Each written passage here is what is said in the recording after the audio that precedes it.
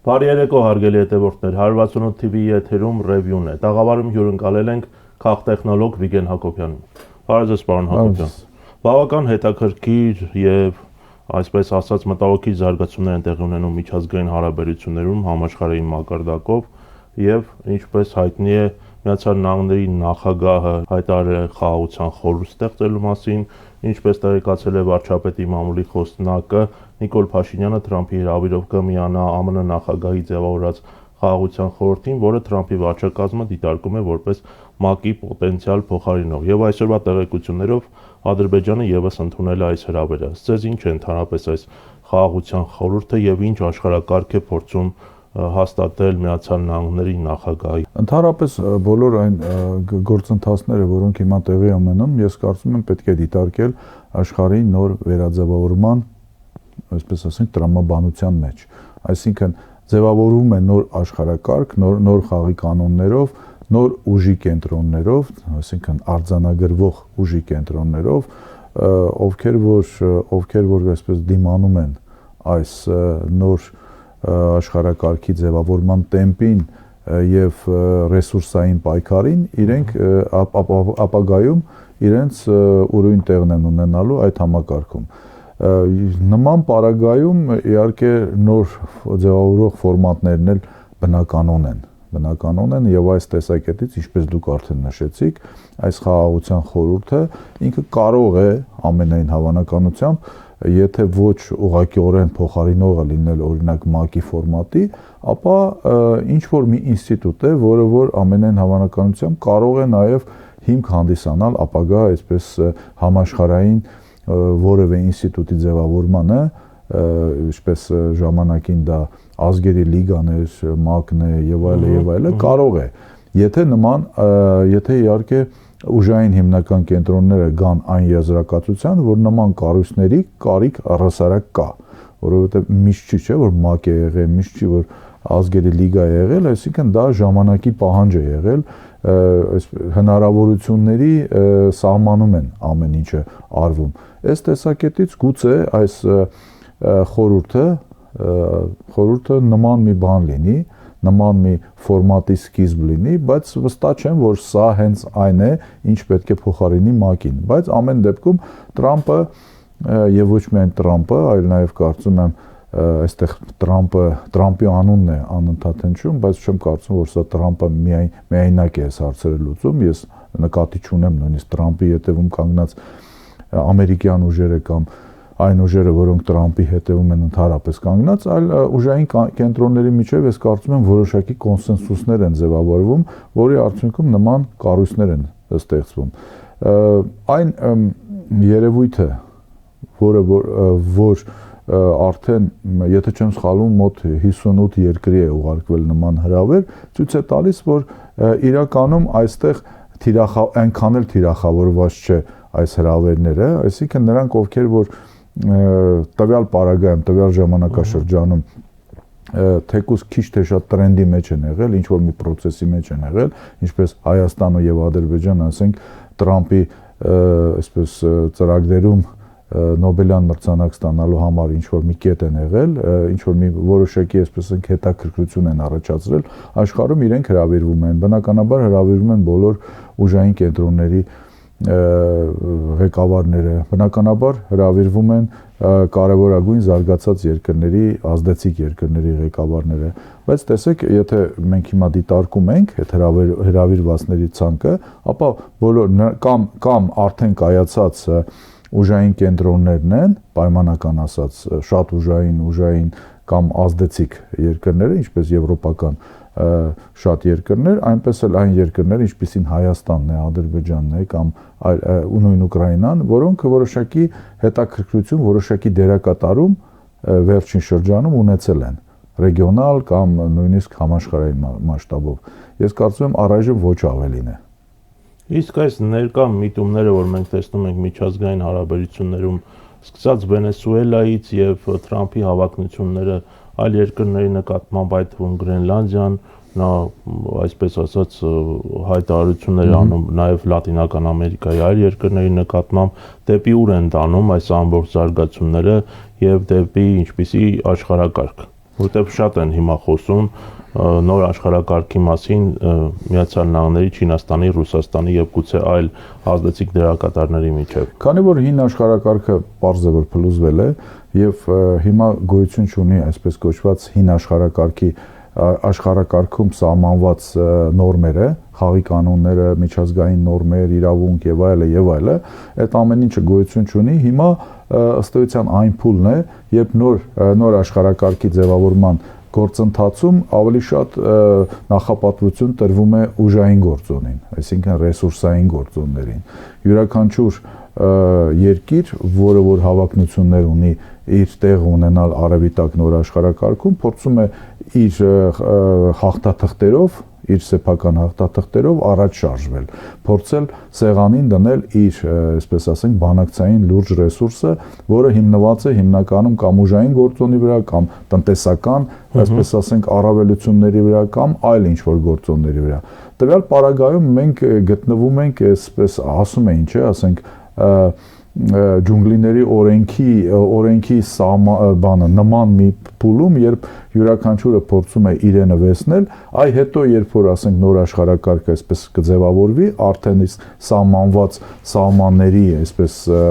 շրջանակում այն ժամանակ խաղի կանոնները իրական կգրվեն, այսինքն այդ ինչպես ժամանակին գրվել էին սահմանների անկախտելիության,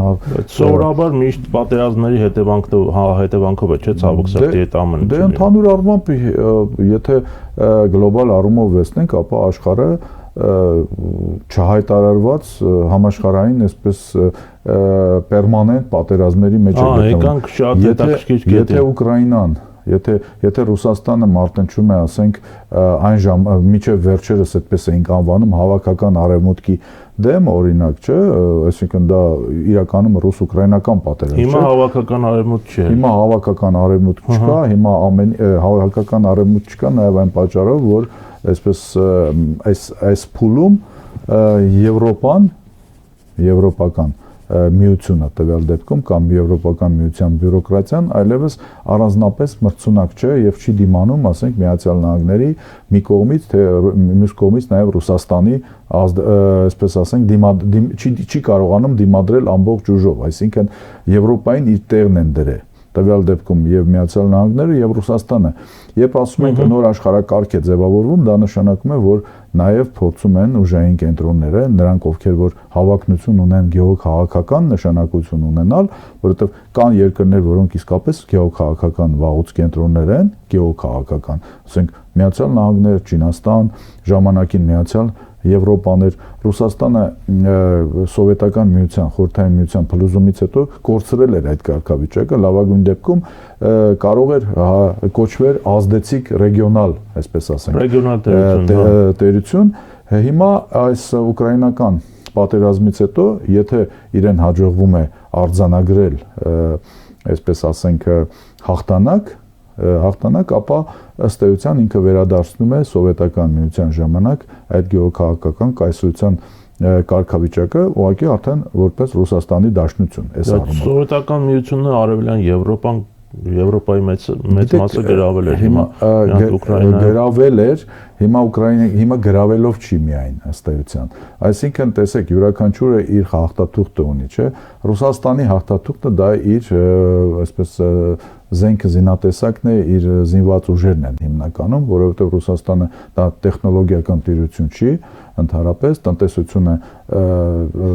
առաջի տասնյակում է աշխարհի, բայց ոչ առաջատար է, ոչ Չինաստան է, ոչ Միացյալ Նահանգներ եւ ոչ այլ բան, այսինքն իր դաշտը, իր առավելությունները դա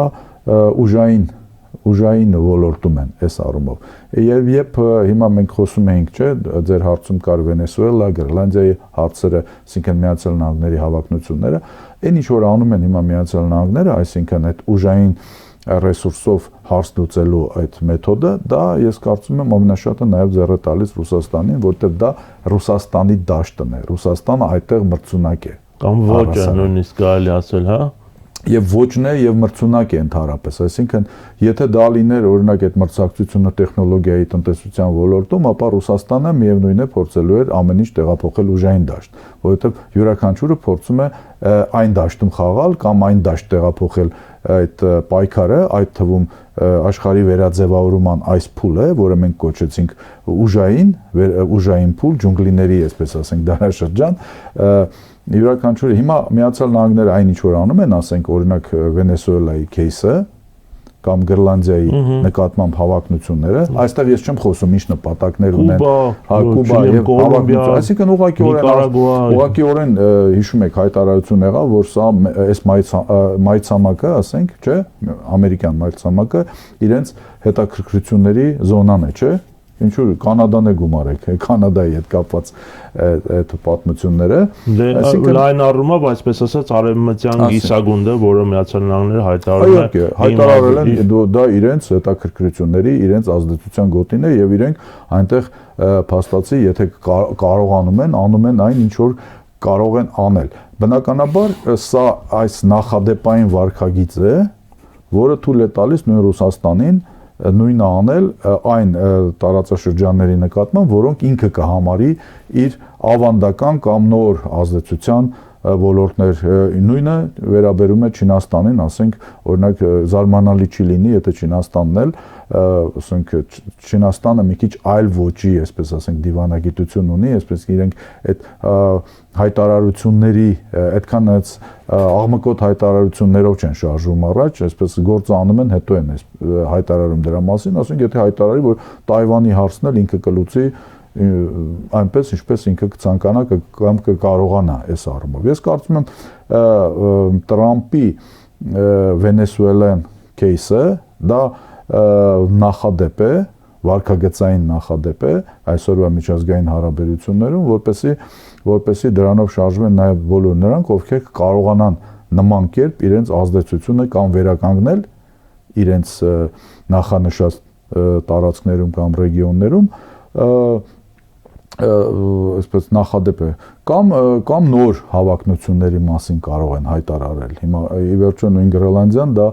նոր հավակնություն է։ ՆԱՏՕ-ի անդամ երկրի ՆԱՏՕ-ի անդամ երկիր, այո։ Այսինքն այստեղ այդ աշխարհի վերաձևավորումը ոչ թե միայն տեղի ունենում ավանդական աշխարհաքաղաքական կամ ռեգիոնալ կենտրոնների միջև, այլ նաև հենց բուն այդ արևմուտք հասկացողությունը վերաձևավորվում է։ Այստեղ հարցի տակ է նաև ՆԱՏՕ-ի, չէ, բանը հերանեկարները։ Պարոն Հակոբյան, բայց ինչ եք կարծում այդ վերաբաժանում ազդեցության գոտիներու ինչ ձևաչափով պետք է լինի եւ այդ ինչ կոնգրես կամ համաժողով պետք է լինի, եթե ասենք համեմատենք պատմական Պոտսդամի Յալթայի հետ։ Ես կարծում եմ, որ հիմա դեռևս այն փուլն է, երբ յուրաքանչյուրը իր դե ֆակտո արդեն գործն է անում, դե ֆակտո, հետո երբ այդ դե ֆակտոն կավարտվի, քիչ թե շատ, ես չեմ կարծում իհարկե, որ բոլոր ռեգիոններում բոլոր հարցերը լուծվելու են, բայց հիմնական հարցերը երբ լուծված կլինեն, յուրաքանչյուրը իր տարածքներում արդեն իր ազդեցությունը կունենա եւ այլ երկրների հետ ամեն մեկը իր տարածաշրջանում այլ երկրների հետ փոխհարաբերությունները քիչ թե շատ կճշտի, դրանից հետո ես կարծում եմ մի հատ որևէ մի համաժողով կլինի, նորից եմ ասում, դա չի նշանակում, որ ՄԱԿ-ը արդեն թաղված է, գուցե հենց ՄԱԿ-ը պահպանվի հենց միայն նրա համար, որպեսզի հարթակ լինի, որպեսզի այնտեղ ինչ-որ մի նոր բանի մասին հայտարարվի։ Բայց եթե ինքնիշխան պետության դեմ այսպիսի բացահայտ ու անթակույց ոտնձգություններ իրականացում, ասենք պետության ղեկավարին առևանգում տանում են, խախտում են տարածքային ամբողջականությունը։ Դե մենք բոլորս հասկանում ենք, չէ, որ դա դժվար թե լիներ, եթե չլիներ փոխհամագործակցություն ուժային հիմնական աշխարհի կենտրոնների միջև, այսինքն կոմպրոմիս, յուրաքանչյուրը իր դերը ունի, իր տեղը ունի եւ պատահական չէ, հիմա տեսեք Տրամպը հայտարարեց, չէ, որ Կովկասը դա ընդհանուր առմամբ Պուտինի գոտին է առասարակ։ Բայց Կովկասում Տրամպը իրականացնում է Տրամպի ծրագիրը։ Բայց Տրամպը միաժամանակ ամենակարևոր հարցի։ Դե տեսեք, Տրամպը մի կողմից հայտարարում է, որ դա Պուտինի գոտին է, բայց մյուս կողմից ասում է, որ Պուտինը դեմ չէր, որպեսզի ես, այսպես ասենք, Ադրբեջան-Հայաստան հարաբերություններում իմ դերակատարում ունենամ, ինքը, գիտեք, Տրամպը իր ոճով պատմում էր, որ Պուտինը հիացած էր, ինչպես քեզ հաջողվեց, այսպես իրենց նստացնել, ստորագրել, տալ եւ այլ եւ այլ։ Այսինքն կանչի ասացի այսինքն պարզ է, որ անկորիջում շատ հարցեր են քննարկվել, ոչ միայն ռուս-ամերիկյան հարաբերություններ եւ Ուկրաինայի բանը Ալյասկայի հանդիպումը այո Ալյասկայի անկորիջի այո այդ հանդիպման ժամանակ ես կարծում եմ ընդհանուր առմամբ բավականին լուրջ նաեւ ռեգիոնալ կամ այլ հարցեր են քննարկվել ես չեմ օրինակ Տրամպը ասում է չէ Պուտինը այսպես է ասա երբ է ասել բնականաբար ասել է ինչ որ մի կոնտեքստում չէ հարց է բարձրացվել որ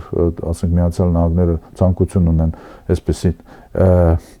այսպես կոչված տնտեսական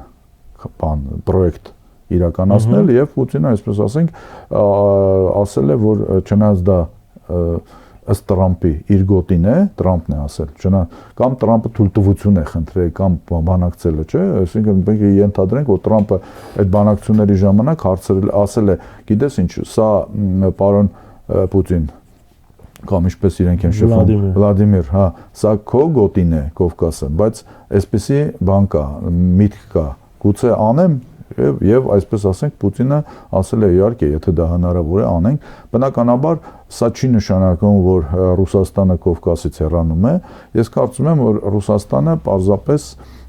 պարզապես այսպես ասենք կոմպրոմիսային ինչ-որ քայլի է գնում բայց այդ կոմպրոմիսային քայլն էլ ունի տարբեր նրբերանգներ որովհետեւ այս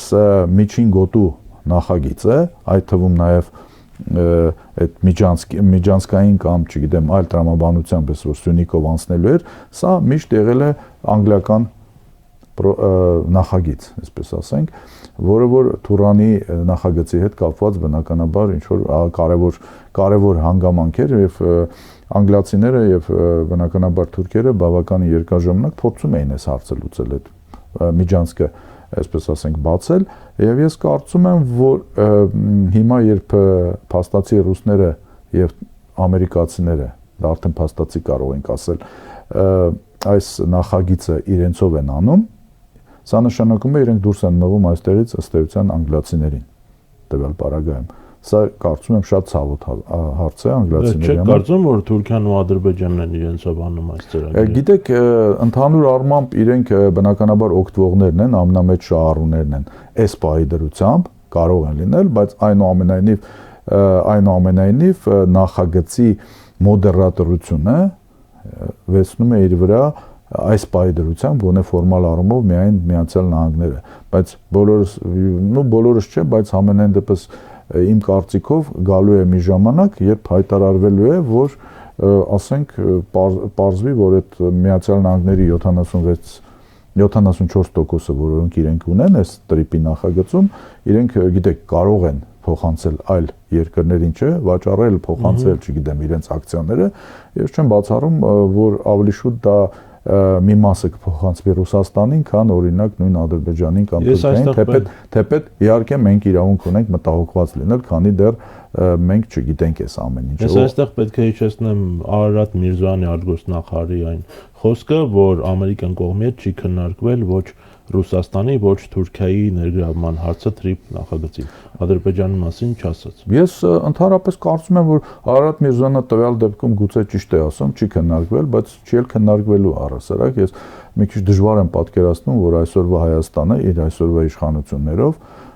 եւ իմիջով ղեկավարության որևէ մեկը բանի տեղ է դնելու եւ հիմա էլ բանի տեղ է դնում։ Ես չեմ կարծում, որ նույնիսկ Ռուսաստանը, եթե ուզի մտնել այս նախագծի մեջ, այսպես եթե Հայաստանի հետ էլ քննարկի, ապա դա ֆորմալ բնույթ է կրելու։ Այսինքն Միացյալ Նահանգները ավելի շուտ կխորհրդակցեն կամ կբանակցեն Միացյալ Նահանգների հետ, հետո Միացյալ Նահանգները Հայաստանին փաստի առաջ կկանգնացնեն, հաղորդելով որ ռուսներն եկան այս նախագծում մեր մասով, մեր 76%-ից 74%-ից մենք ինչ-որ մեր մասը տալիս ենք։ Բայց առանց Հայաստանի համաձայնության կարծեմ չեն կարող այդ։ Դա ֆորմալ է բան է, դե հիմա դուք էլ եք հասկանում, որ մի քիչ դժվար է պատկերացնել, որ ասենք Հայաստանը կարող է վետո դնել, օրինակ Միացյալ Նահանգների ինչ-որ մի բանի վրա, դա ֆորմալ առումով դա այդպես է, բայց այսօրվա իշխանությունների պարագայում չեմ կարծում, որ դա ընդհանրապես բան է, իրականությանը շատ մոտ է։ Իհարկե ֆորմալ առումով այս ամեն ինչը կա։ Ես հիմա մենք գիտեք ընդհանրապես 2-3 օր առաջ սա կարող էր որպես կանխատեսում դիտարկվել, բայց երբ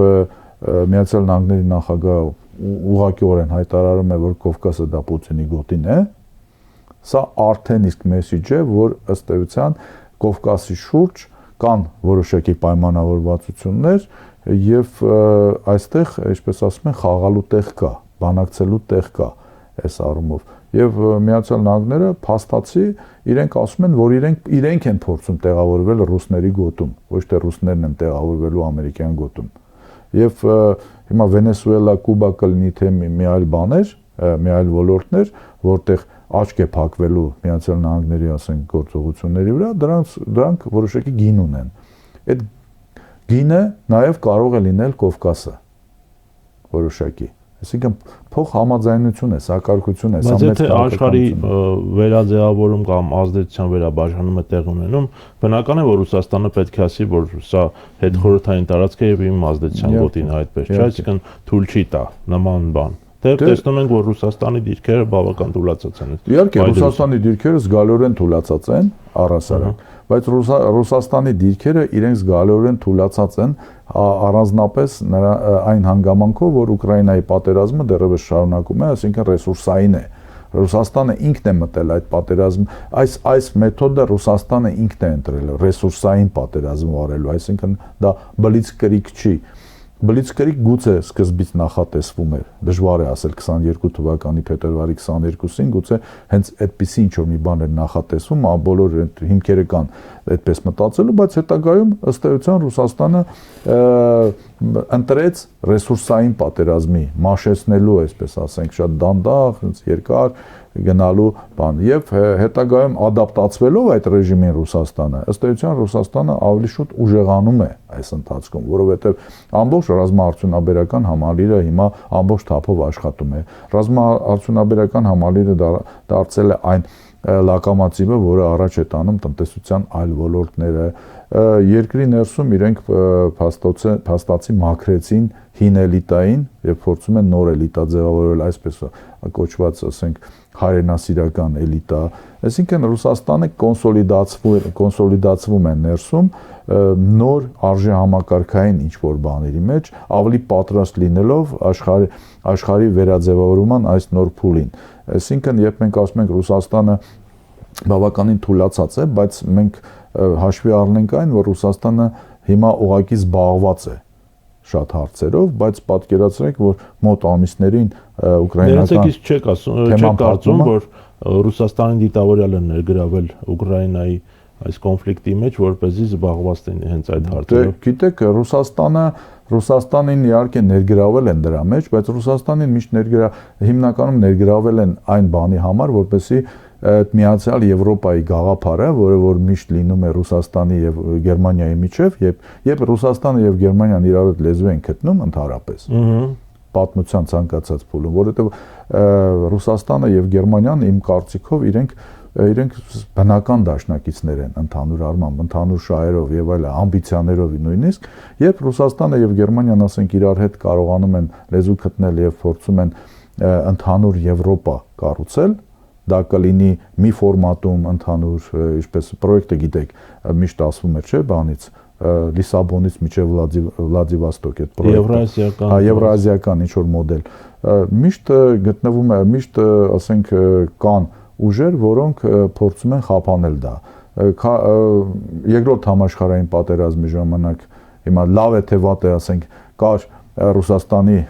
Սովետական միության եւ Գերմանիայի միջև համաձայնություն, ասենք, Ռիբենտրոպ-Մոլոտով կլիներ, թե դա նորից եմ ասում, հիմա նրա մասին չէ, դա լավ ուժեր էին, վատ ուժեր էին, լավ պայմանագիր էր, կար պայմանավորվածություն, չէ, չարձակվելու, այսինքն ամեն ինչ արվեց, որպեսզի նույն Գերմանիան պատերազմ վարի Սովետական միության հետ, այլ ոչ թե օրինակ նույն անգլիացիների հետ, ընդհանուր առմամբ, այսինքն լայնածավալ պատերազմի մասին եմ ասում։ Տարբեր մեթոդներ այն ժամանակ օգտագործվեց, այդ թվում ֆինանսական, ռեսուրսային եւ այլը եւ այլը։ Հիմա երբ ըստ էության ԵԱՏՄ-ի արդեն ձևավորված ԵԱՏՄ-ի եւ Եվրոմիության մեջ նախատեսվում էր ընդհանուր Եվրոպայի գաղափարը երկու տարբեր ֆորմատների միջոցով, դա իհարկե մեծ process, երկար process կարող է լինել, առաջ քաշվեց ուկրաինական գործոնը։ Այստեղ այլ հարց է, որ Ռուսաստանը կարող էր երևի թե խուսափել այս մոդելից, բայց սա այլ խնդիր է, այսպես ասենք։ Սա այստեղ գուցե չի կարողացել խուսափի, բայց պարզ է, որ ներքաշվել են, որպեսզի այդ պրոյեկտը չձևավորվի, այդ մեծ ընդհանուր Եվրոպայի, եվրազիական գլոբալ առումով, Վլադիվոստոկից մինչև Լիսաբոն։ Դա է պատճառը, բայց արդյունքում հիմա Տրամպը պարզ է, որ ամեն ինչ անում է, այս Ռուսաստանի հետ փոխհարաբերությունների այս ջերմացումը կամ այսպես բավականին փոխհամագործակցությունը պայմանավորված է նրանով, որ ըստ էության Տրամպը ի սկզբանե փորձում է Ռուսաստանին հնարավորինս կտրել Չինաստանից, որովհետև այնուամենայնիվ Միացյալ Նահանգների համար թիվ 1 թիրախը ապագայում մրցակիցը, լուրջ մրցակիցը դա դիտարկում է Չինաստանը։ Այսինքն փորձ է կատարվում Ռուսաստանի համար այլընտրանք ձևավորել Չինաստանի փոխարեն։ Այս առումով ամենայն հավանականությամբ Տրամպը ամեն ինչ անում էր, որպեսզի Եվրոպան, այսպես ասենք, Ռուսաստանի հետ համագործակցության գալ։ Այսօրվա բայց բրյուսելյան բյուրոկրատիան կամ Միացյալ Եվրոպան, բայց հիմնական բյուրոկրատիան ըստ էության այլ տարբերակի են գնացել, փորձելով հակադրվել ոչ միայն արդեն Ռուսաստանին, այլև Միացյալ Նահանգներին այս առումով։ Այսինքն Տրամպի այդ պրոյեկտը Եվրոպան այլընտրանք դարձնել Ռուսաստանի համար, որպեսզի Եվրոպան նորից վերադառնա Ռուսաստանի հետ համագործակցություն, առայժմ չի ստացվում։ Հիմա փորձենք այս ամենը պրոյեկտել մեր տարածաշրջանի եւ մեր հարցերի վրա, պարոն Հակոբյան։ Ինչ իրական հետաքրքրություն արդյոք Միացյալ Նահանգները ունի իրական հետաքրքրություն ամրապնդելու իր ներկայությունն այստեղ Հայաստանում եւ մեր տարածաշրջանում եւ ինչ ընդհանրապես կարծիք ունեք ընդհանուր այս TRIP նախագծի վերաբերյալ եւ մենք խոսում ենք տարբեր երկրների շահերի մասին, այսինքն Ռուսաստանը սա է ուզում, Միացյալ Նահանգները ուզում է ամրապնդել իր դիրքերը, Իրանը, Թուրքիան, հասկանալի է, որ նրանք իրենց շահերն ունեն, իսկ ինչ պետք է անենք մենք, արդյոք այս ամենը բխում է մեր շահերից, եթե սա իսկապես միջանցքի հանձնում է, ես չգիտեմ, Միացյալ Նահանգներին կամ Թուրքիային, Ադրբեջանին, ինչպես պետք է վերաբերվել այս ամենը։ Գիտեք, ինչ վերաբերում է TRIP նախագծին, ամենայն դեպս այն ինֆորմացիան, որը գոյություն ունի, որի մասին մենք գիտենք, ապա պարզ է, որ ֆորմալ առումով դա միջանցք չէ, բայց կոնտենտային առումով բովանդակությամբ ինքը միջանցք է, որովհետև եթե քո մոտ քո մաքսավորները եւ սահմանապահները չեն, այսպես ինչպես այդ նախագծում է գրած front office-ը, այսինքն իրենք չեն շփվում, հսկում եւ այլը այն ապրանքաշրջանառությունը, որ այդ ճանապարհով գնալու է,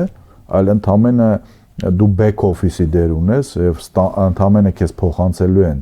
այն ինչ որ արձանագրելու է front office-ը, այսինքն երրորդ երկրի ինչ որ կազմակերպություն,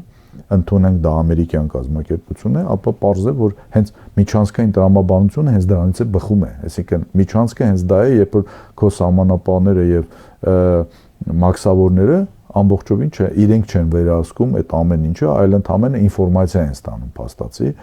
տարբեր սարքավորումների միջոցով։ Այսինքն տեղի է ունեցել այն, արձանագրվել է այն, ինչի մասին Ալիևը ասում էր, որ ադրբեջանցիները չպետք է տեսնեն հայի դեմքը, հայ երեսը։ Դա փաստ է։ Մյուս կողմից մենք տեսնում ենք, որ այդ տարածքը չի վերահսկվելու Հայաստանի կողմից, այսինքն ինքը տրվում է այլ երկրի վերահսկողության, չէ՞։ 99 տարով պոտենցիալ, 50 տարի գումարած 49 տարի։ Այսինքն սա, գիտեք, սա նույնը չէ, ինչ որ մի ձեռնարկություն 10 բանի, վարձակալության առհասարակ, այսինքն սա քո տարածքն է, ընդ որում սա քո ստրատեգիական նշանակության են քիչ տարածքներից է, որը իսկապես միջազգային մասշտաբով ստրատեգիական նշանակություն ունի, տարբեր բաներից ելնելով, որպես հենց նույն միջին միջանցքի բան, էլեմենտ նույն այս մեր տարածաշրջանում կարևորագույն երկրի հետ սահմանային գոտի Իրանի հետ տվյալ պարագայում պարզ է, որ սա ինչպես ադրբեջանցիները եւ մանավանդ Թուրքիայի վերջերս Թուրքիայի արտգործնախարարը, չէ, Ֆիդանը այդ դրա մասին ասաց, որ իրենք ուսումնասիրել են, հիշում եմ այդ հայտարարությունը 2 ժամ ուսումնասիրել են, ասաց Բայրամովի հետ Միրզոյան Ռուբիո հայտարարությունը եւ ըստ էության նորից եկել են եզրակացության, որ սա կարևոր էլեմենտ է բանի Զանգեզուրի միջանցքը իրականացման մեջ։ Եվ աջակցություն հայտնեց Նիկոլ Փաշինյանի ճակերտավոր կառուցողական քաղաքականությանը։ Դա արդյոք, այսինքն իրենք ուղղակիորեն գոհ են այդ տրիպ նախագծի բովանդակությունից եւ հերանեկարներից եւ դա ուղղակիորեն հերթական անգամ գնահատեցին, որ դա իրականում տրիպ անվան տակ Զանգեզուրի միջանցքն է։ Այստեղ եթե նույնիսկ Բայրամովի գործոնը մի կողմ դնենք, Ֆիդանը բնականաբար բոլորս հասկանում ենք, դա կարևորագույն եւ լրջագույն բան է, անձնավորություն է մեծ հեռանկարներով, որպես ամենայն հավանականությամբ Էրդողանի ժառանգորդ, քաղաքական ժառանգորդ, այսինքն մարդ, որը որ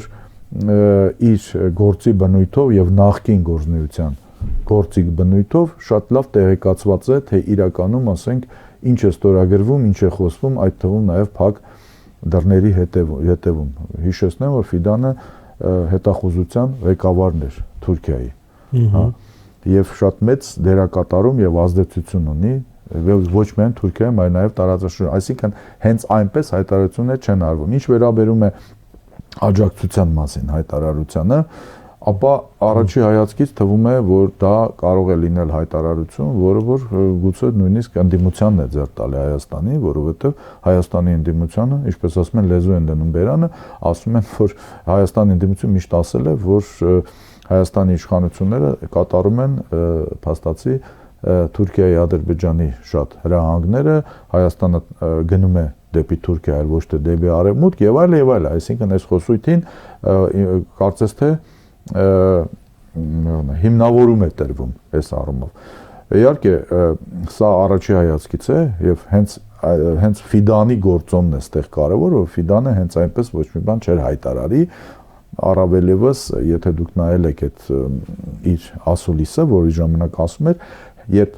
այդ հատվածին հասավ, այսինքն Փաշինյան եւ այլ Հայաստանի աջակցություն, ամեն բառ, այսպես ասենք, ընտրվում էր։ Դա երևում էր, այսինքն կմկմալով ամեն բառ ընտրվում էր, որպեսզի, ինչպես ասում են, որևէ կիքս չտրվի այս առումով։ Ես կարծում եմ, որ այստեղ շատ ավելի կարեւոր է, բացի նրանից, որ հայտարարվեց, որ սա մեր տղան է, կոպիտ ասած, մեղմ ասած, կոպիտ ասած, այստեղ շատ ավելի կարևոր է, թե այսպես պայմանական ստորակետից հետո ինչ չասվեց, որովհետև հայտարարվեց, որ աջակցություն է հայտնվում Հայաստանի այսօրվա ղեկավարության Փաշինյանի վարած քաղաքականությանը, խաղաղության քաղաքականությանը, եւ ըստ էության դա ակնարկարվեց, որ եթե այս քաղաքական կուրսը շարունակվելու է, ապա խաղաղություն կարող է լինել։ Բոլորս կաջակցենք այդ խաղաղությանը, բայց եթե ասենք այլ ուժեր հաղթեն, որոնք կգնահատվեն որպես ռևանշիստներ, ել չեմ ասում տերորիստներ, չգիտեմ ինչ, ապա այլ ճանապարհով կգնա Թուրքիան։ Ավելի շուտ այստեղ կար ոչ միայն աջակցություն ուղղակի, այլ ավելի շուտ կար սպառնալիք, որ Թուրքիայի համար ընդունելի է միայն այս իշխանությունը, որը այս խաղաղության կուրսն է տանում։ Այլ պարագաներում Թուրքիան այլ ոճով, այլ տոնով է խոսելու։ Այսինքն այստեղ գրեթե նույն խոսույթն է, ուղղակի ակնարկի անալիտիկ մակարդակով, ինչ որ Փաշինյանն է միշտ ասում է, եթե մենք չենք, մենք խաղաղություն բերողներն ենք, եթե մնացածները պատերազմի կուսակցություն են։ Եվ այսպիսով աջակցում էր, այսպես ասած, խաղաղության հարցի շահարկմանը այս իշխանությունների կողմից։ Միանշանակ հենց դրա մասին է խոսքը, նորից եմ ասում, ստե ավելի կարևոր է, թե ինչ չի ասվել, դեռևս չի ասվել, բայց փաստացի ակնարկ դրա մեջ կար, այդ ամեն ինչում կար, եւ պատահական չէ, որ նաեւ Հայաստանի իշխանությունները իրենք, ասենք, սովորաբար, երբ որ այդպես բաներ է լինում, հերքում են, ասում են, չէ, մեզ չեն աջակցել, ոչ մի բան չեն արել, այստեղ շնորհակալություն հայտնվեց երկրի այսպես երկրորդ պաշտոնյայի մակարդակով շնորհակալություն հայտնվեց Ֆիդանին աջակցության համար։ Բայց արդյոք սա անթակույց միջամտություն չէ մեր ներքին գործերին, ինչու այսպես դիվանագիտական բողոքի նոտա չեն հղում։ Դե գիտեք, ընդհանուր առմամբ դժվար է արդեն գտնել որևէ ուժային ազդեցիկ կենտրոն, որը որ ուղղակիորեն չի միջամտում Հայաստանի ներքին գործ, նույն Եվրամիության բանի այդ կայակալասը ուղղակիորեն միջամտություն չի, երբ որ ասում է մեզ դիմել են հիբրիդային պատերազմի դեմն առնելու, ինչպես Մոլդովայում, իհարկե իրենք նշում են, թե հիբրիդային պատերազմը ով է վարելու Հայաստանի դեմ, իրենք ասում են Ռուսաստանը, ինչպես Մոլդովայում։ Օրինակ Հայաստանի իշխանությունները անընդհատ խոսում են ինչ-որ հիբրիդային պատերազմի մասին, բայց չեն նշում, այդ անունը չեն տալի, վերջով այդ երկիրը կամ այդ ուժային կենտրոնը որտեղ է գտնվում քարտեզի վրա, որ երկիրն է։ Երբևիցե դուք չեք լսի, օրինակ Ռուսաստան անունը կամ այլ անուն ընդհանուր առմամբ, նույնիսկ երեք հրապարակած արտաքին հետախուզության զեկույցում 26 թվականի համար որպես վտանգներ հիբրիդային ինչ-որ պատերազմի մասին էր խոսքը գնում նախընտրական տարում, նախընտրական զարգացումների վրա ազդեցության, բայց նորից չէր նշվում այդ որոշ երկրներ, որ ասում են կամ որոշ կենտրոններ, որ ասում են, որոնք հիբրիդային պատերազմ են վարելու Հայաստանի այսօրվա իշխանություններն դա կով են առասարակ։ Սկզբում դուք ձեր խոսքում ասացիք, որ արդեն պատերազմ է գնում, այդ պատերազմը ինչպես պետք է բնորոշել, հիբրիդային պատերազմ թե այլ տերմինով։ Չէ, ընդհանուր առմամբ այն ինչ որ տեղի ունենում աշխարհում, դրանք տարբեր բնույթի պատերազմներ են, ցանկացած պատերազմ, որ հիմա վարվում է, դա աշխարհի վերաձևավորման բանի մեջ կոնտեքստում պետք է նայել։ Հիմա Ուկրաինայում այն պատերազմը, որ տեղի ունենում, դա ոչ թե հիբրիդային է, տաք պատերազմ է։ Սիրիայում այն վերաձևավորումները, որ շարունակվում են 1 տարուց ավել, դրանք հիմնականում տաք ֆազային, չէ՞։ Իսկ տեղեր կան, ասենք օրինակ նույն Հայաստանում, Հայաստանի իշխանությունները իհարկե իրենց կուրատորների միջոցով հիբրիդային պատերազմ են օրինակ վարում հայ առաքելական եկեղեցու դեմ կամ հայկական մենտալիտետի դեմ, այսպես կարող եմ ասել,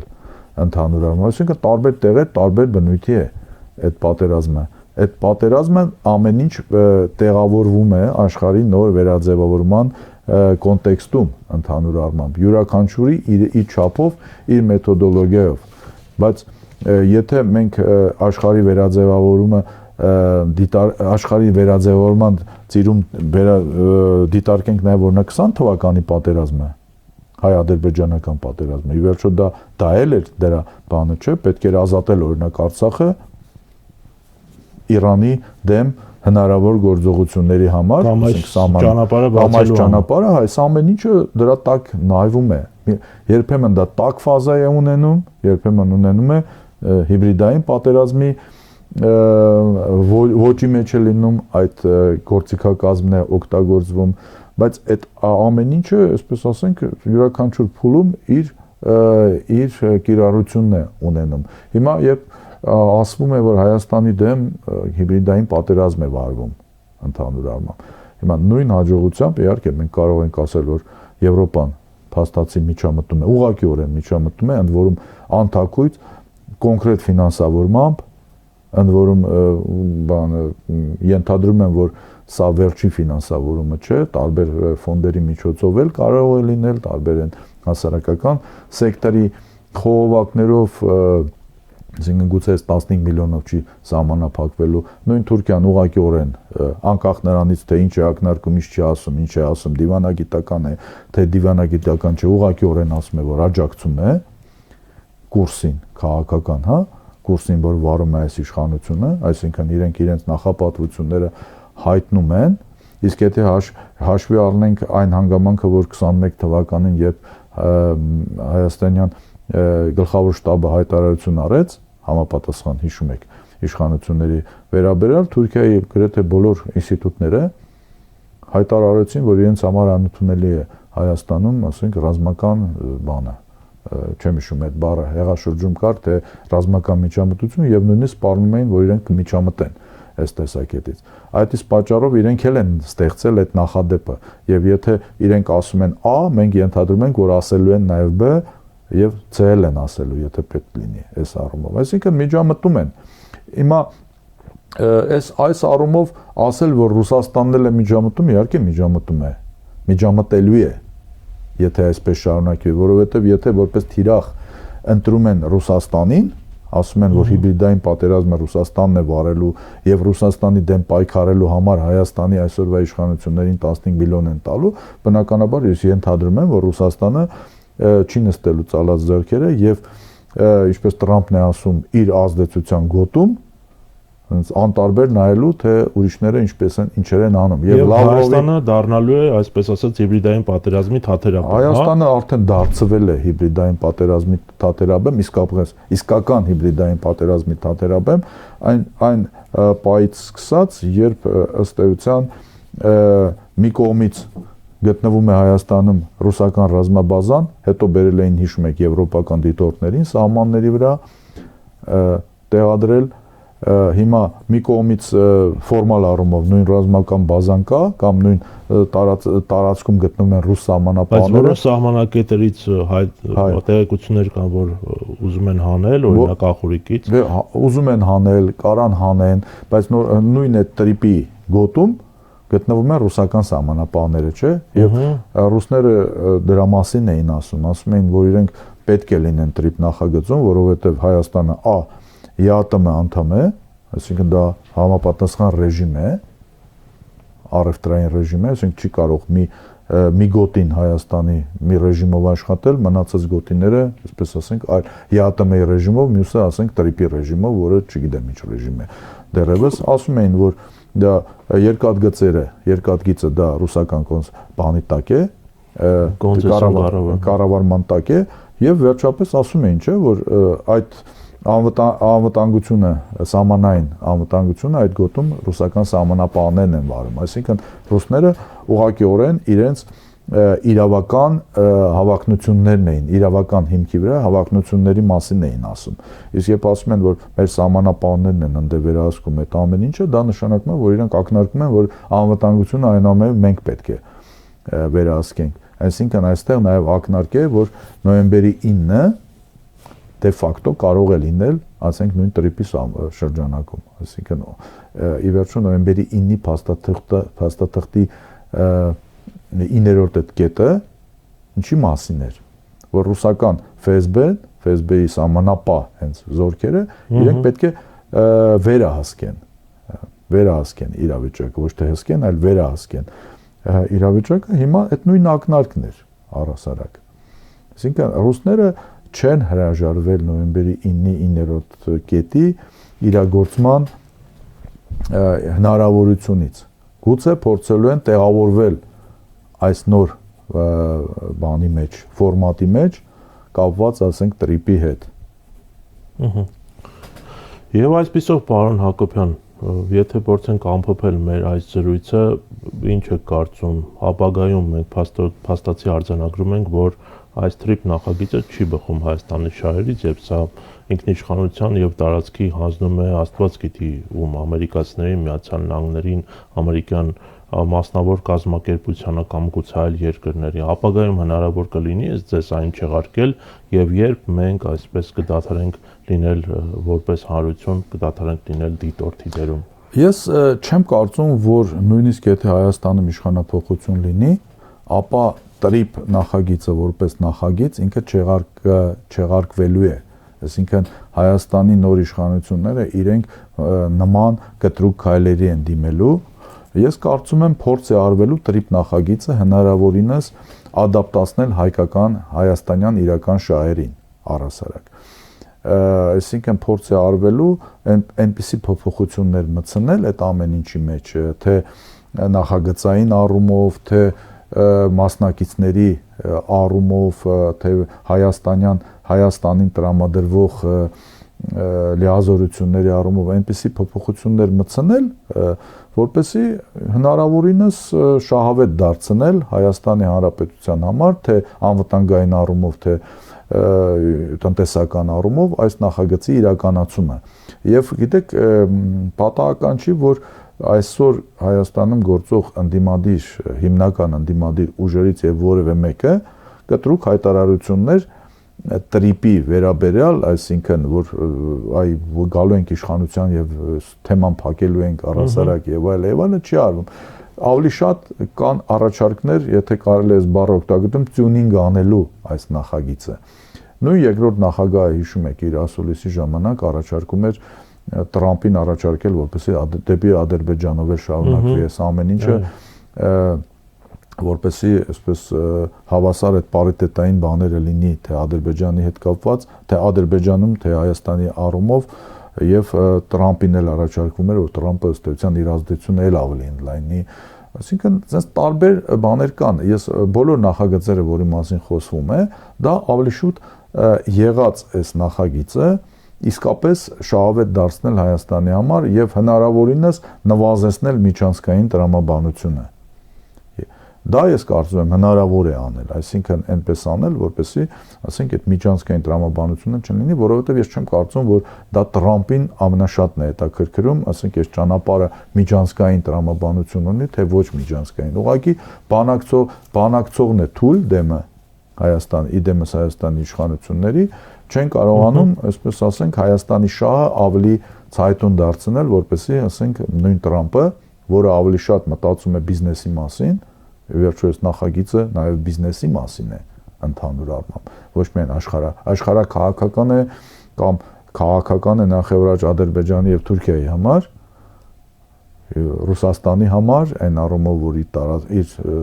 ազդեցության տարածքն է եւ առավել եւս Իրանի համար։ Բայց կարծում եմ Միացյալ Նահանգների այսօրվա ադմինիստրացիայի համար սա նաև գեոտնտեսական է եւ առնվազն տնտեսական ավելի շուտ, որովհետեւ քաղաքական առումով չեմ կարծում, որ այդտեղ շատ մեծ հետաքրքրություններ ունեն։ Դուք այդ հարցը տվել եք,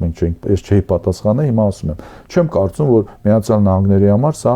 կրիտիկական հետաքրքրություն է ներկայացնում, սա ավելի շուտ նաև մեծ հնարավորություն է ինչ որ տնտեսական հեռանկարներ ունենալու ռեգիոնում եւ գուցե նաև սակարկությունների համար այստեղի հիմնական խաղացողների հետ։ Շնորհակալ եմ հետաքրքրությամբ։ Ես եմ շատ շնորհակալ։ Հարգելի հետևորդներ, հիշեցնեմ, մենք զրուցում ենք քաղտեխնոլոգ Վիգեն Հակոբյանի հետ։ Կհանդիպենք։